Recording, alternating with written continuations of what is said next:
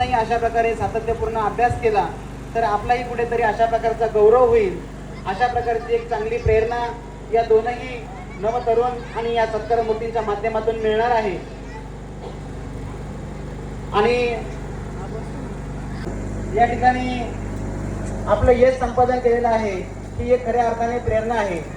कारण आपण पाहतो ज्याच्याजवळ सर्व सुविधा आहेत, ज्याच्याजवळ सर्व प्रकारचे त्या ठिकाणी स्टडी करण्यासाठी पूरक असं वातावरण आहे, ते निश्चित त्या ठिकाणी पुढे जात असतात। परंतु एक अत्यंत प्रतिकूल परिस्थितीमध्ये आपण अभ्यास करून या ठिकाणी आपण या पदावरती पोहोचलेला आहात, ही खऱ्या अर्थाने एक प्रेरणादायी अशा प्रकारचं जीवन आहे आणि ते तोच खरा आपल्याला सार्थ अभिमान आहे।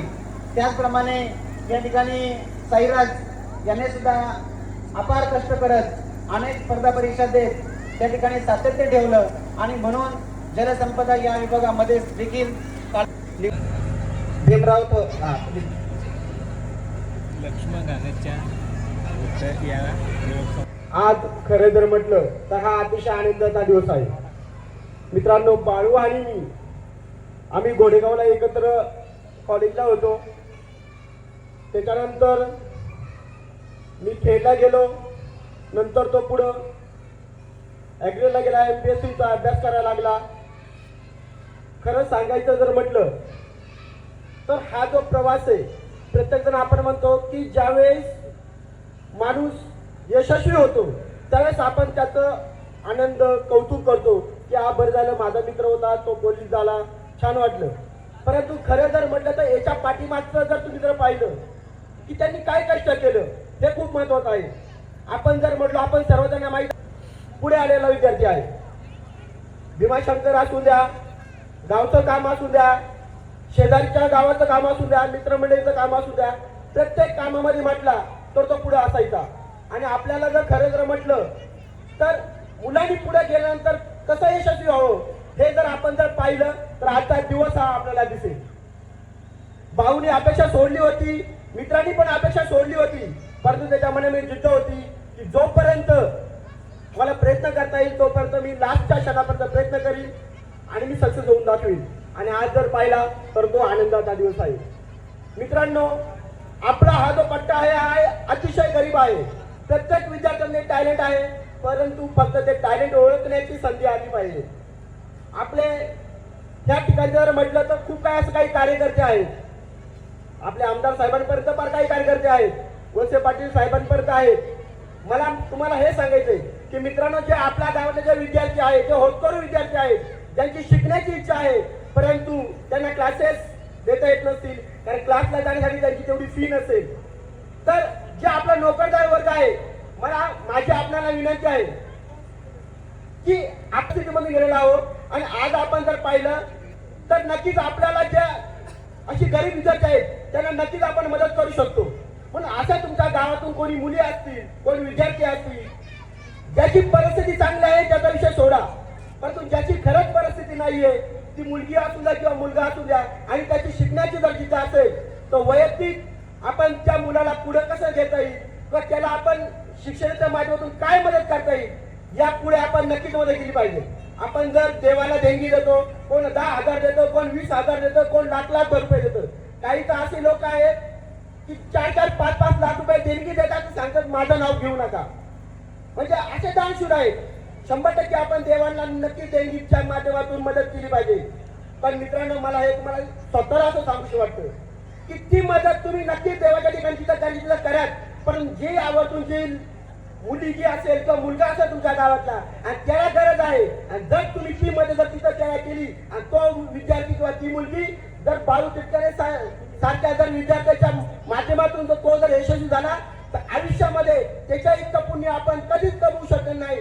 त्या प्रत्येक जो कार्यकर्ता आहे किंवा जो नोकरीला माणूस आहे त्यांनी ज्याला जी मदत केली आहे त्या माणसा इतकं कोणीच पुण्य कमवणार नाही। माझं तुम्हाला सर्वांना आव्हान आहे की हिरा जो असतो किंवा कमळ जे असतं ते चित्रामध्येच उगवत असतं, आणि ते जरी चित्रामध्ये उगवलं तर ते आपल्या अंगावरती एकही डाग येत नाही। आणि जर ती कमळाची उपमा द्यायची म्हटले तर हे दोन समोर तुमच्या बसलेले हे दोन ही कमळच आहेत। ही अतिशय गरीब कुटुंबातून निघाली, पिणारे खाणारे मित्र आहेत त्यांच्या सोबत राहिली, परंतु आपल्या अंगावरती एकही शिंतोडं त्यांनी उडवलं नाही.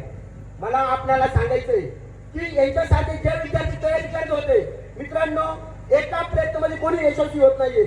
जे 2 मार्कांनी म्हणा 4 मार्कांनी म्हणा पाठीमागे राहिले काही हरकत नाहीये. पुढच्या वेळेस तयारी करा आणि आपण स्वतःने असं ठरवा की आता मला 2 कमी पडले ना, पुढच्या वेळेस मी वर्दी घालूनच या गावामध्ये. तुम्हाला सांगतो हे कारण मी तुम्हाला काय सांगतो, माझी भाची आज बाळू आंबेगाव तालुक्यामध्ये आहे, पण त्याचा सत्कार आम्ही थेट तालुक्यामध्ये मिरवणूक काढली. कारण माझी स्वतःची भाची कोमल जाधव ही सुद्धा पिंपरी चिंचवड या ठिकाणी पोलीस मधून झाली आणि नेमकी योगायोग असा की बाळूच्या साईडने देत होता. आम्ही त्याला तिथं पाहिलं आणि आम्ही ते पूर्ण मिरवणूक थेट तालुक्यामध्ये काढली. कारण तुम्हाला हे सांगतो की जो हिरा आहे तो चमकणारच आहे आणि त्याला चमकवण्यासाठी तो एकटं काही करू शकत नाही. त्यासाठी आपण जी सर्व मित्रमंडळी असेल, पाहुणे मंडळी असेल, नातेवाईक असतील यांनी जर पुढाकार घेतला, आज बाळू जरी यशस्वी झाला असेल तर त्याच्या पाठीमागे फक्त त्याचं एकच यश आहे का? अजिबात नाही. त्याच्या मागे त्याचे मित्रमंडळी आहेत, त्याच्या पाठीमागे त्याचे आई वडील आहेत, त्याच्या पाठीमागे हा गाव आहे आणि त्याच्या पाठीमागे तुम्ही सर्वजणांचा आशीर्वाद आहे, म्हणून आज बाळू पोलीस झालाय. याच्यामध्ये शंकाच नाही की त्याचं कष्ट होतं, पण कष्ट जरी करायचं असेल तर त्या कष्टाला सांगड घालण्यासाठी किंवा त्या कष्टाला उभारणी देण्यासाठी कोणीतरी पाठीबळ लागतं. आपण प्रत्येक जण असं म्हणतो का प्रत्येक पुरुषाच्या पाठीमागे एका स्त्रीचा हात असतो 100%, पण या ठिकाणी त्याच्या पाठीमागे एका स्त्रीचा नाही तर 2 स्त्रियांचा हात होता. एक त्याची पत्नी आणि दुसरी म्हणजे जिने तिला त्याला जन्म दिला ती त्याची आई. यांनी जर त्याला सपोर्ट केला नसता तर मला वाटत नाही बाळू ह्या शिखरापर्यंत पोहोचला असता. आणि त्याचप्रमाणे तुमच्या सर्व गाववाले असतील, मित्रमंडळी असतील, ह्या सर्वांचा विश्वास की नाही तू लढ, तू नक्की यशस्वी होणार आहे आणि आज तो होऊन झालेला आहे. मला तुम्हाला दोघांनाही सांगायचंय, आज जरी तुम्ही पोलीस झाले आहेत, परंतु ज्या वेळेस आपण उंच आकाशात जातो किंवा ज्यावर उंच शिखरावर जातो त्यावेळेस आपलं पाय हे जमिनीवर असलं पाहिजे. कारण मी पोलीस पाटील आहे, मी एक वकील पण आहे, परंतु मित्र म्हणून मी कंटिन्यू त्याच्या सोबत आहे. याला सांगायचं उदाहरण हे आहे की आपला मित्र हा काय आहे हे महत्वाचं नाहीये, आपण त्याच्यासोबत कोणत्या टायमापर्यंत जातो हे खूप महत्वाचं आहे. आज बाळूने तर दाखवून दिलेलं आहे. मी बाळूला विनंती करतो की जरी तू मोठा झाला तरी तुझे पाय हे जमिनीवर असले पाहिजे. जर तुझे पाय जमिनीवर असतील तर या सर्व महिला मंडळी असतील, तुझे नातेवाईक असतील, याचा आशीर्वाद खूप महत्वाचा आहे. आज भाऊला मी विनंती करतो की भाऊ तू जरी मोठा झाला तरी त्याच्यामध्ये तू गावाचा, तुझ्या मित्रांचा, आई वडिलांचा नक्कीच नाव रोशन करशील यामध्ये शंकाच नाहीये. परंतु मला तुला आणखी एक सांगायचंय की ज्या परिस्थितीमध्ये तू आलेला आहे, काही गोष्टी अशा असतात की 4 माणसामध्ये सांगता येत नाही, कारण त्याला परिस्थिती जाणीव होती. म्हणून मला सांगायचं ज्या कंडिशन मधून तू आलेला आहे याच्यापुढे तू असं असतं की ज्या मुलीला किंवा ज्या मुलाला खरोखर गरज आहे का त्याच्या पाठीमागे 100% तू उभा राहा, त्याच्या एका दुवा तुला पुढे भेटणार नाही. आज या ठिकाणी आपण सर्व ग्रामस्थांनी जो सत्ता ठेवलेला आहे, ज्या पद्धतीने आम्हाला इथं आज बोलवलं त्याबद्दल मी सर्व ग्रामस्थांचं आणि विशेष म्हणजे तुम्ही सर्वांनी शांतपणे ऐकून घेतलं त्या सर्व मित्रांचा मी इथं अभिनंदन करतो, त्याचं स्वागत करतो आणि बाळूला पुढील आयुष्यासाठी शुभेच्छा देतो. त्याच्या हातातून गावाची, देशाची सेवा करो ही सदिच्छा व्यक्त करतो आणि इथं थांबतो. जय आदिवासी, जय भीम. धन्यवाद वकील साहेब, पोलीस पाटील साहेब. आपण या ठिकाणी मार्मिक आणि अतिशय उत्कृष्ट अशा शुभेच्छा या ठिकाणी दिल्या. या ठिकाणी सुभाष डोळस आपण या ठिकाणी उपस्थित झालात, आपले या ठिकाणी सहर्ष स्वागत. या ठिकाणी बाळू चिटकारे आणि साईराज असवले या 2 सत्कार मूर्तींचा या ठिकाणी सत्कार संपन्न होतोय.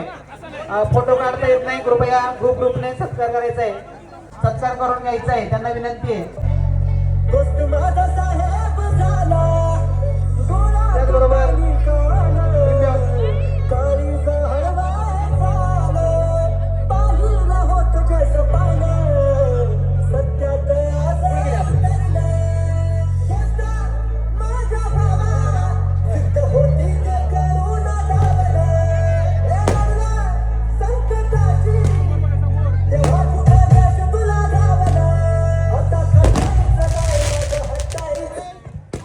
चुकीच्या गोष्टींना किलकळ जिंदगी आहे भारी बाबा थोडं जिंदगी आहे भारी बाबा थोडं